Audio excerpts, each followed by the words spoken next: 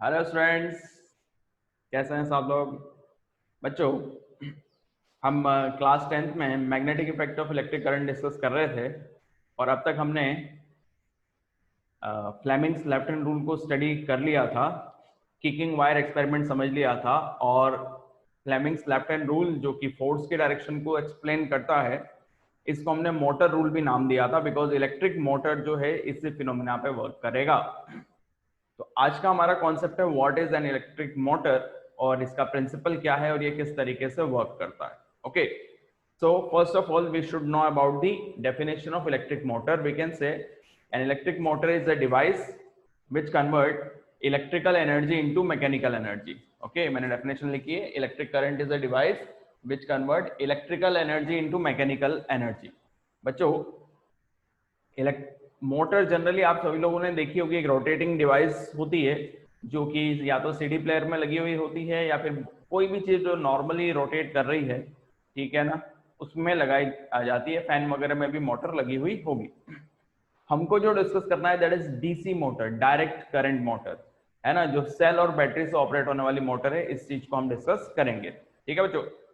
अब पहले इसके प्रिंसिपल को हमने हमने ये बता दिया, पहले आप इस चीज को समझिए कि इलेक्ट्रिकल एनर्जी को मैकेनिकल एनर्जी में कन्वर्ट करता है, यानी कि जब हम इलेक्ट्रिसिटी पास करेंगे, ठीक, तो इलेक्ट्रिसिटी पास करने की वजह से मैकेनिकल एनर्जी यानी कि मोशन प्रोड्यूस होगा, या तो इसमें रोटेशन प्रोड्यूस होगा। Okay, electrical to mechanical.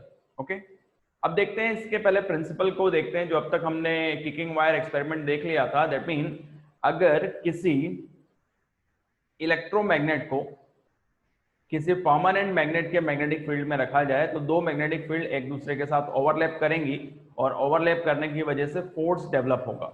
और उस फोर्स की डायरेक्शन को फाइंड आउट करने के लिए हमने क्या देखा था, हमने कॉन्सेप्ट देखा था आपका व्हाट दैट मोटर रूल यानी कि फ्लेमिंग्स लेफ्ट हैंड रूल। ठीक है, तो प्रिंसिपल में क्या बोलेंगे, when a coil carrying conductor, मैं एक बार लिख देता हूं, when a coil carrying current is placed, इसका प्रिंसिपल, फिर हम कंस्ट्रक्शन पे बात करेंगे। When a coil carrying current, when a coil carrying current is placed in magnetic field, is placed in magnetic field, it experience of force,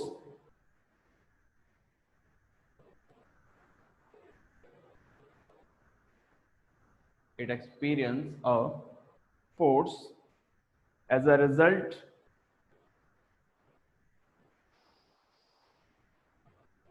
coil begins to rotate।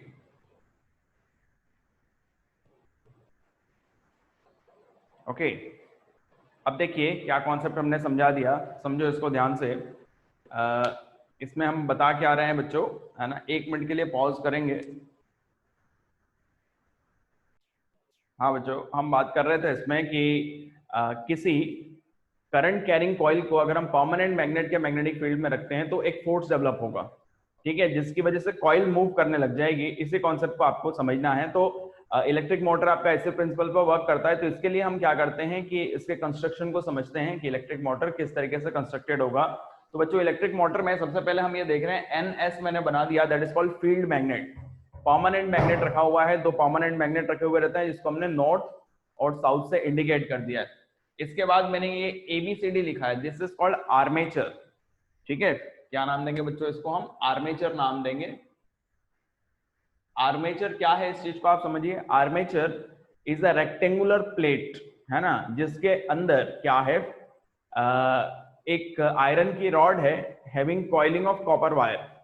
ठीक है, तो basically वो coil है, एक electromagnet की तरह act करेगा। क्या बता दिया, एक आयरन की रॉड, उसके ऊपर किसकी कॉइलिंग है बच्चों, कॉपर वायर की कॉइलिंग कर दी जाती है। ठीक है ना, और वो किससे कनेक्टेड है आपका, डायरेक्टली सेल और बैटरी से, यानी कि वो करंट कैरिंग कंडक्टर है और वो इलेक्ट्रिसिटी की तरह वर्क करेगा, आई मीन इलेक्ट्रोमैग्नेट की तरह वर्क करेगा। तो आपको ये चीज समझ में आ रही है कि आर्मेचर क्या है, और उसको एक रेक्टेंगुलर प्लेट में कवर कर दिया गया है।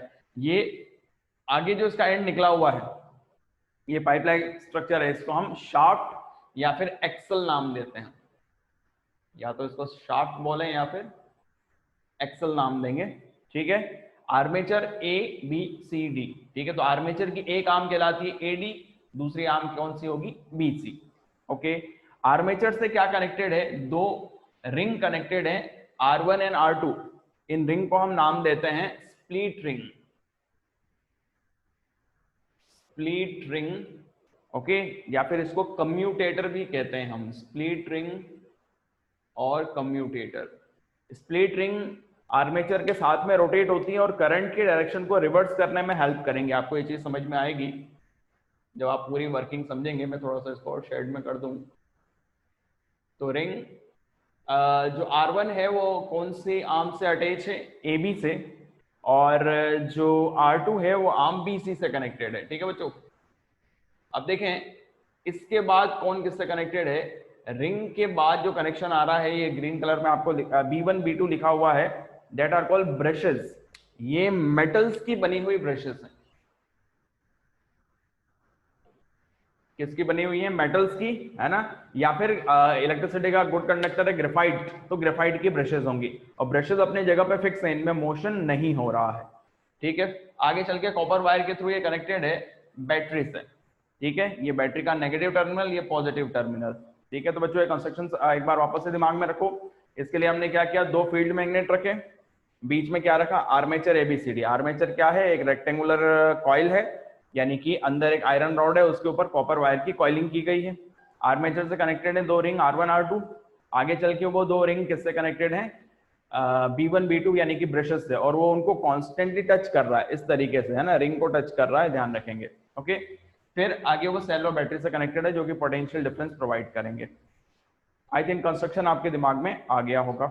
अब इसकी वर्किंग को समझते हैं, किस तरीके से इलेक्ट्रिक मोटर वर्क करेगा और किस तरीके से जो है रोटेशन पॉसिबल होगा, ठीक है। तो समझिए, इसके लिए इसकी वर्किंग डिपेंड करती है, अभी जो प्रिंसिपल हमने देखा, when a coil carrying current is placed in magnetic field it experience a force, as a result coil begin to rotate. ये कॉइल है, आर्मेचर क्या कहलाएगा, कॉइल, ठीक है ना। वो बेसिकली करंट कैरिंग कॉइल, क्योंकि वो सेल और बैटरी से कनेक्टेड है, उसको हमने मैग्नेटिक फील्ड में रखा। मैग्नेटिक फील्ड नॉर्थ से साउथ मैंने इंडिकेट किया है। मैग्नेटिक फील्ड की डायरेक्शन क्या है, नॉर्थ टू साउथ, ठीक है। अब करंट की जो डायरेक्शन है और मैग्नेटिक फील्ड की डायरेक्शन है, that is perpendicular to each other, है ना। ये करंट की डायरेक्शन है और ये आपका कॉइल इस तरीके से कनेक्टेड है। आगे बात समझ में, है ना। कॉइल जो है इस तरीके से कनेक्टेड है, इन दैट केस क्या हो जाएगा, परपेंडिकुलर बन जाएगा, है ना। और फोर्स तभी डेवलप होगा जब एक दूसरे के परपेंडिकुलर प्रेजेंट होंगे, what is that, magnetic field और साथ में करंट, ठीक है। तो जब कोई करंट कैरिंग कॉइल किसी परमानेंट मैग्नेट के मैग्नेटिक फील्ड में लगेगा तो वो क्या एक्सपीरियंस करेगा, अब फोर्स, है ना, फोर्स एक्सपीरियंस करेगा। इसको हम टॉर्क भी नाम देते हैं। अब जिस फोर्स की वजह से रोटेशन होगा, मूवमेंट होगा।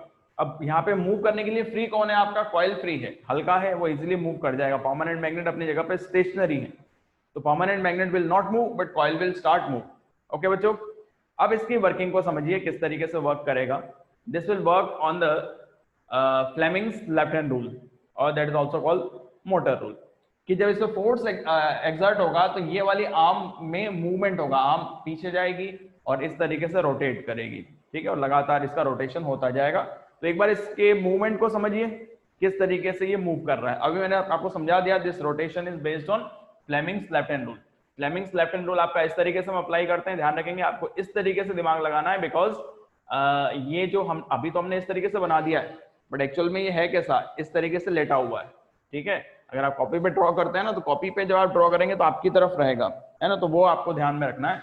तो आर्म पहले आपने देख लिया, बैटरी से पॉजिटिव से नेगेटिव टर्मिनल की तरफ करंट जा रहा है, आर्म एडी में करंट नीचे आ रहा है और आर्म बीसी में करंट ऊपर जा रहा है, ठीक है बच्चों।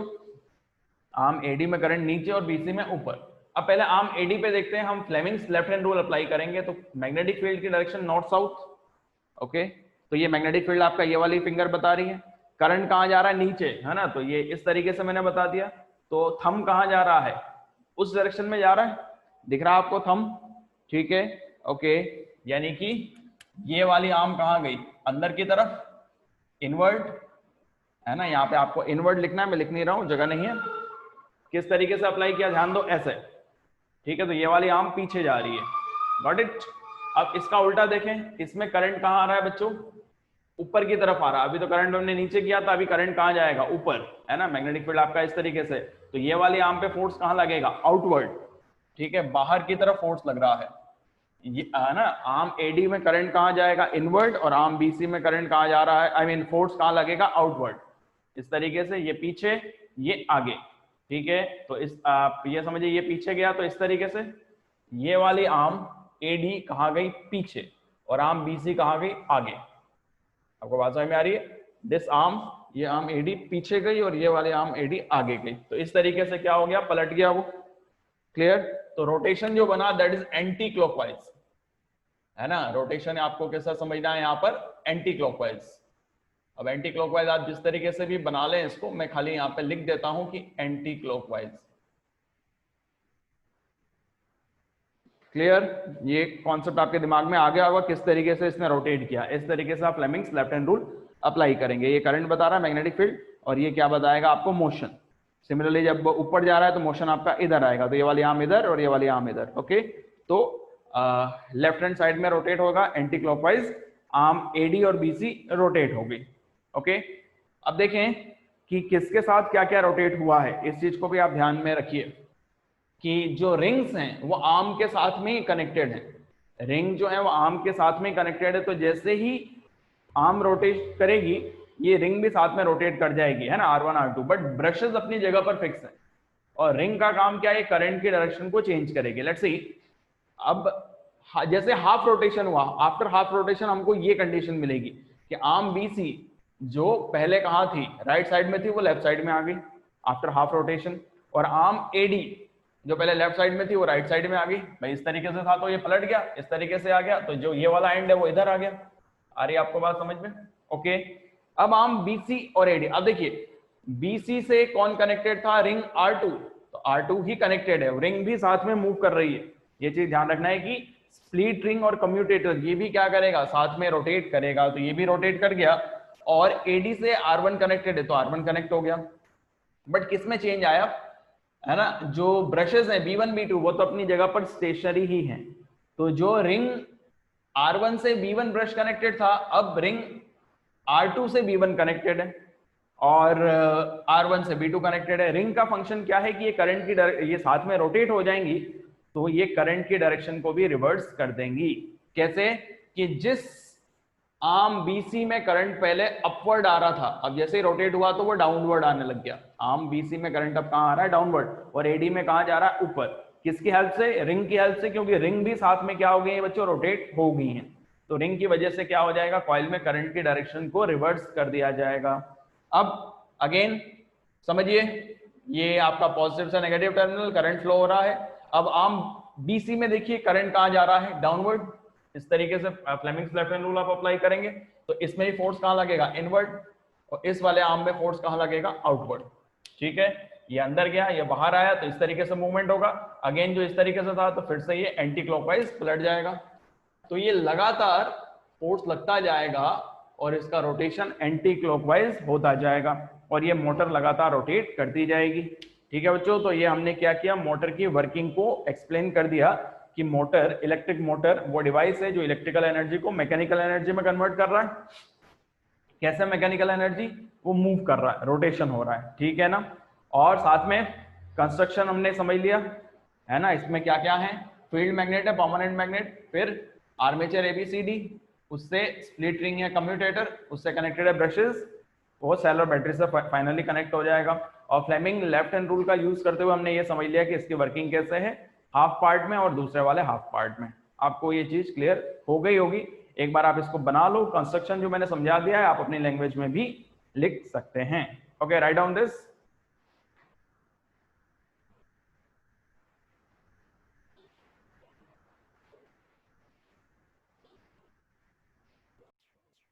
बच्चों इस सेगमेंट में हम ये डिस्कस करेंगे कि इलेक्ट्रिक मोटर जो हम यूज कर रहे हैं उसके रोटेशन को कैसे इंक्रीज किया जाए। इलेक्ट्रिक मोटर जितना फास्ट रोटेट करेगा उतना ज्यादा उसकी वर्किंग होगी। ठीक है, so how to increase the speed of rotation of motor. Okay, so its speed can be increase. Number first क्या चाहिए आती है, increasing the strength of current through armature. जो आर्मेचर में करंट फ्लो हो रहा है, कॉइल में जो करंट फ्लो हो रहा है, उस करंट को हम क्या कर दें, उसकी स्ट्रेंथ को बढ़ा दें। Then how to increase the strength, आप जो सेल और बैटरी ले रहे हैं उसका वोल्टेज बढ़ा देंगे। ठीक है बच्चों, सेल और बैटरी का वोल्टेज बढ़ा देने की वजह से क्या हो जाएगा, पोटेंशियल डिफरेंस बढ़ जाएगा, तो करंट का अमाउंट भी बढ़ जाएगा। ओम्स लॉ के अकॉर्डिंगली जो पढ़ा था हमने, V is directly proportional to I, voltage बढ़ेगा तो करंट भी क्या हो जाएगा, बढ़ जाएगा, दैट्स व्हाई उसकी स्पीड भी बढ़ जाएगी। ठीक है, फिर increasing the number of turns of coil, जो हमने आर्मेचर में जो रॉड लिया है उस पे जो कॉपर वायर की कॉइलिंग की है, उस कॉइलिंग का टर्न्स बढ़ा देंगे, है ना, नंबर ऑफ टर्न्स जितना ज्यादा हो जाएगा तो क्या हो जाएगा, उसकी स्पीड बढ़ती चली जाएगी। ठीक है, फिर आता है increasing area of the coil. Normal सी चीज है, जो रेक्टेंगुलर आपका कॉइल है उसका एरिया जितना बड़ा होगा यानी कॉइल उतनी ज्यादा रहेगी, और एरिया बढ़ जाएगा तो भी क्या हो जाएगा, स्पीड बढ़ जाएगी उसकी। और लास्ट आता है increasing the strength of the magnet, जो दो परमानेंट मैग्नेट ले रहे हैं हम, नॉर्थ और साउथ हमने इंडिकेट किया था, उसकी स्ट्रेंथ को भी क्या करना चाहिए, उसको भी हम क्या कर सकते हैं, बढ़ा सकते हैं। परमानेंट मैग्नेट ज्यादा पावर का ले लें, ठीक है ना, तो ज्यादा स्ट्रेंथ का ले लेंगे तो मैग्नेटिक फोर्स ज्यादा डेवलप होगा, मैग्नेटिक फोर्स ज्यादा डेवलप होगा तो रोटेशन भी बढ़ जाएगा। ठीक है बच्चों, तो ये 4 मेथड्स है, by this 4 methods we can increase the speed of rotation of the electric motor. ठीक है, अब आता है यूजेस ऑफ डीसी मोटर। जो हम डीसी मोटर यूज कर रहे हैं तो उसके क्या क्या यूजेस हैं, तो पहला आता है इन इलेक्ट्रिक फैन। घर में जो हम फैन यूज कर रहे हैं, ठीक है, वो चाहे वो सीलिंग फैन हो सकता है, एग्जॉस्ट फैन हो सकता है, या टेबल फैन हो सकता है, एनी काइंड ऑफ फैन, उन सब फैन की में जो मोटर लगा हुआ है दैट इज डीसी मोटर या इलेक्ट्रिक मोटर हम कहेंगे। For pumping water, definitely water को हाइट पे चढ़ाने के लिए हम क्या यूज करते हैं, मोटर यूज करते हैं। ठीक है ना, तो वो भी कौन सी मोटर है आपकी, डीसी। बेसिकली भले वो अल्टरनेटिंग करंट पे है बट उसके अंदर डिवाइसेस लगे हुए हैं जो एसी को डीसी में कन्वर्ट कर देते हैं। ओके, अल्टरनेटिंग करंट क्या है, जो पावर हाउस से आपके घरों में आ रहा है, जो पर सेकंड वो जिसकी पोलैरिटी चेंज होती रहेगी। और डीसी मोटर क्या है, जिसकी पोलैरिटी फिक्स है, ठीक है, जो सेल और बैटरी आपको प्रोवाइड कर रहे हैं। ठीक है, फिर आता है थर्ड यूज है, big DC motor are use for running tram cars, है ना, कुछ सिटीज में ट्राम कार्स चलती हैं, ठीक है, वो भी उनके अंदर भी मोटर लगी हुई है। ठीक है ना, और वो कौन सी मोटर है आपकी, डीसी मोटर। और लास्ट जो आप लोगों ने बचपन में यूज किया है कि स्मॉल डीसी मोटर जो है are use in various toys, बहुत सारे टॉयज बनाने में फर्दर इसका क्या किया जाता है, यूज किया जाता है। छोटे बच्चों की बहुत सारी कार जो है बनाई जाती हैं, या फिर आजकल जो नए नए खिलौने आ गए हैं जिसमें वो रोटेट करता रहता है रेगुलरली। ठीक है, जो भी ऑब्जेक्ट है, जो भी टॉय है आपका, तो उसके रिवॉल्यूशन या रोटेशन में क्या यूज किया जाता है, डीसी मोटर यूज किया जाएगा। ठीक है बच्चों, तो ये कॉन्सेप्ट हो गया हमारा इलेक्ट्रिक मोटर, उसका कंस्ट्रक्शन, उसकी वर्किंग, रोटेशन को कैसे इंक्रीज किया जाए, और साथ में यूजेस। ओके स्टूडेंट्स, तो एक बार आप लिख लो इसको।